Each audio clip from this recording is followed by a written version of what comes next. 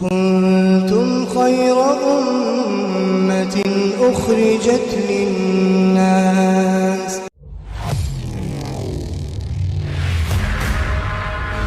یہ ہر کام کا ایک طریقہ کار ہوتا ہے، چاہے وہ بزنس ہو، چاہے ملازمت ہو، چاہے کاشتکاری ہو۔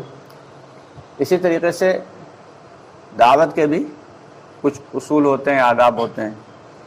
اب ظاہر سی بات ہے ان تمام اصول و آداب کے اوپر ابھی تو ہم لوگ کھڑے نہیں اتر پاتے ہیں، کیونکہ ہم مسجد میں رہتے ہیں، اللہ کے گھر میں رہتے ہیں، ہم سے بے اصولی ہوتی ہے، ہم زور سے بول بھی دیتے ہیں، ہنس بھی دیتے ہیں، اور جو اللہ کے راستے کے آداب ہیں یہ تو اتنے زیادہ ہیں کہ ان کے بارے میں گمان بھی نہیں کیا جا سکتا۔ حضرت مولانا ریاض رحمۃ اللہ علیہ فرماتے تھے کہ ابھی تو میں دعوت کی دال بھی نہیں سیکھ پایا ہوں، جبکہ اللہ نے کتنا زیادہ علم دیا تھا دعوت کے اعتبار سے، لیکن فرماتے تھے دعوت کی دال بھی ابھی میں نہیں سیکھا ہوں۔ فرماتے تھے کہ جتنا مجھے اصول و آداب یعنی کام سکھایا گیا اس کا ہزارواں حصہ میں سیکھ پایا ہوں۔ کون کہہ رہا ہے یہ؟ حضرت مولانا ریاض رحمۃ اللہ فرمایا کرتے تھے کہ جتنا مجھے سکھایا گیا اس کا ہزارواں حصہ میں سیکھ پایا ہوں، اور جتنا میں سیکھ پایا ہوں اس کا ہزارواں حصہ تم لوگوں کو سکھا پایا ہوں۔ تو یہ کتنا اونچا کام ہو گیا، تو ہونا بھی چاہیے کیونکہ نبیوں والا کام ہے۔ ہم لوگ دنیا دار انسان کی مطلب نماز پڑھنے کی تمیز نہیں، مسجد میں رہنے کی تمیز نہیں، طہارت حاصل کرنے کی تمیز نہیں، اور اللہ نے اتنا اونچا کام، اتنا اعلیٰ کام، اتنا عرفہ کام ہم لوگوں کے سپرد کر دیا۔ تو اس کے لیے ہمیں ڈرتے بھی رہنا ہے اور کرتے بھی رہنا ہے، اور اس میں جو غلطیاں کوتاہیاں اس پر معافی بھی مانگتا رہنا ہے۔ اور اس ڈر دوستو آگے بڑھنے سے پہلے ہمارے چینل کو سبسکرائب ضرور کر لیں اور ہماری ویڈیوز کو زیادہ سے زیادہ لوگوں تک شیئر کریں۔ ڈر سے چھوڑ نہیں دینا ہے کہ ارے یہ تو بھائی نبیوں والا کام ہے تو یہ ہم کیسے کریں گے، نہیں، ہمیں کرنا بھی ہے اور ساتھ میں ڈرنا بھی ہے۔ صحابہ کرام رضی اللہ تعالیٰ عنہ اجمعین کا یہی معاملہ تھا۔ فرماتے ہیں کہ دن بھر وہ گھوڑے پہ سوار رہتے تھے اور رات میں مسلح پہ سوار رہتے تھے۔ دعوت کے اعتبار سے الحمدللہ محنت تو خوب ہو رہی ہے، اللہ کا شکر ہے، جتنی ہونا چاہیے اتنی تو نہیں ہو رہی لیکن پھر بھی ہو رہی ہے، مگر دعاؤں کی کمی کی وجہ سے وہ اثرات نظر نہیں آ رہے ہیں، جس کی وجہ سے ابھی جو حالات ہم لوگوں کے ساتھ آئے ہیں وہ حالات اللہ ختم کر دیں گے۔ کب ختم کریں گے؟ جب ہم لوگ دعوت کی محنت دعاؤں کے ساتھ کریں گے، یعنی دعوت کے ساتھ دعا کی، تب جا کے جب اگلے دن گئے ہیں تو اللہ نے اس کے ذہن کو بدل دیا تھا۔ تو اس طریقے سے ہمیں دعوت کے ساتھ دعا کو بھی شامل کرنا ہے۔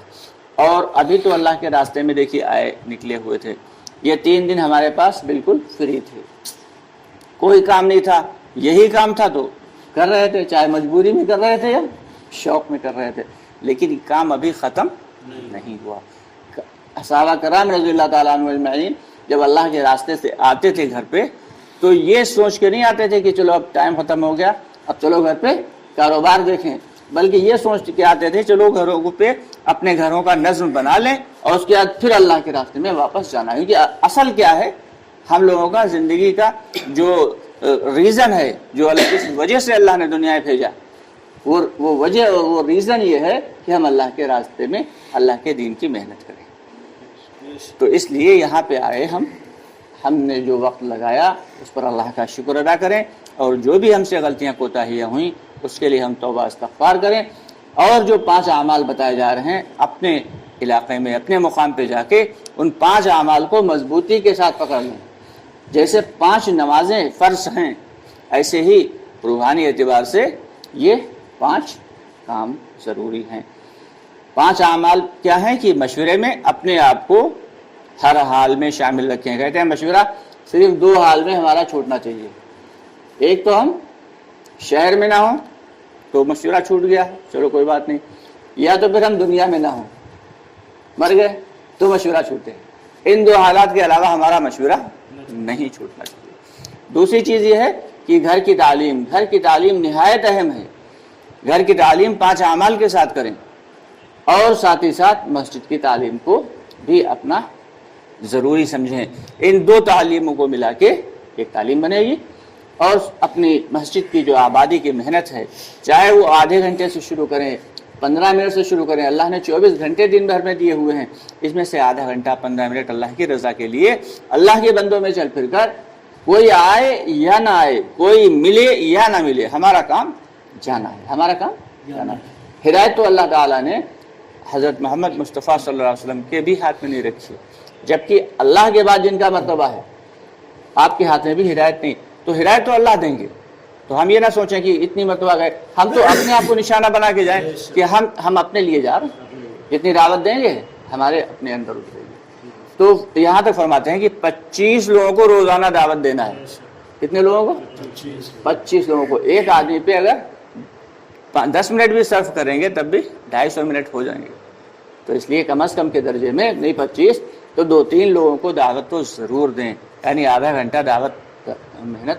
یہ ضروری نہیں ہے کہ اگر عبداللہ بھائی کسی تقاضے پہ چلے گئے، کسی کام پہ چلے گئے تو اب جو ہے ہمارے یہاں مسجد کا کام ہلکا ہو گیا. نہیں، ہم سب کی ذمہ داری، جب تک ہم سب، جنید بھائی سمجھے کہ ہمارا کام ہے، عبداللہ بھائی سمجھے ہمارا کام ہے، بھائی سمجھے ہمارا کام ہے، ہر آدمی اپنا کام سمجھ کے کرے اور اپنی فکروں کے ساتھ بیٹھے. اور زیادہ نہیں، 2-4 مہینے جم کے اگر 5 اعمال کی محنت کر لیں گے تو اللہ کی ذات سے امید ہے کہ دلوں پہ اللہ تعالیٰ کھول دیں گے. اور اس کے وعدے صرف یہ نہیں ہے کہ جنت میں حور ملے گی اور محل ملیں گے، اس کے وعدے یہ ہیں کہ پہلے دنیا میں اللہ تعالیٰ کامیاب کر دیں گے، اس کے بعد جنت میں تو جو ملے گا سب ملے گا. یہ پکی بات ہے ایک دم.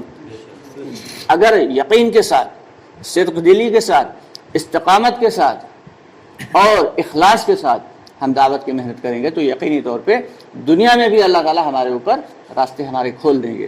پھر ہمارے لیے رزق میں کوئی کمی نہیں ہوئے گی، ہماری عزت میں اللہ تعالیٰ اضافہ فرمائیں گے اور ہمارے بچوں میں اللہ تعالیٰ اضافہ فرمائیں گے، اہل و عیال میں برکت عطا فرمائیں گے. تو کریں گے سب لوگ انشاءاللہ. تو یہاں سے سب لوگ ارادہ لے کے جائیں، یہاں سے انشاءاللہ جائیں گے اور اپنے 5 اعمال کے کام کو مضبوطی کے ساتھ پکڑیں گے اور لوگوں کو بھی اس میں شامل کرنے کی روز بروز کوشش کرتے رہیں گے. اب یہاں تو الحمدللہ جو بھی غلطیاں کوتاہیاں ہوئی ہیں اس کے لیے اللہ سے توبہ استغفار پڑھ لیں، 2 رکعت نفل جو ہے پڑھ کے صلاۃ التوبہ اللہ سے دعا کر لیں کہ اللہ تعالیٰ آئندہ ایسی غلطی نہیں ہوگی. اور تمام ساتھی امیر صاحب کو معاف کر دیں. امیر صاحب جو ہے وہ کیا ہے، خدمت گزار ہوتے ہیں اور سبھی کی ذمہ داری کی ان کی تابع داری کریں.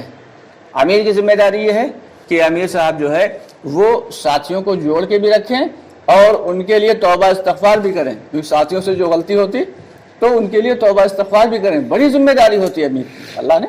یہ امیر بننا آسان نہیں ہے. صحابہ کرام بہت ڈرتے تھے، ہم لوگ کو بھی ڈرنا چاہیے امیر بننے سے. امیر جو ہے وہ ہتھکڑیوں بیڑیوں میں لایا جائے گا میدان حشر میں.